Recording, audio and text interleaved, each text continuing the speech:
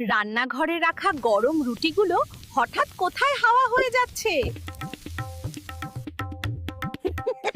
দেখো দেখো, দুটো বিড়াল সব রুটি নিয়ে এক লাফে জানালা দিয়ে পালালো। অপু আর দিয়াও পিছু ছাড়লো না। চোর বিড়ালদের ধরতে শুরু হলো দৌড়। ওই তো বিড়ালগুলো ঘন বাঁশঝাড়ের ভেতরে লুকিয়ে পড়লো। এখন উপায়? সাবধান! বাঁশের সাঁকো পেরিয়ে বিড়ালগুলো ওই পারে চলে যাচ্ছে। গাছের মগডালে বিড়ালগুলো কি এক গোপন জায়গায় গিয়ে থামলো।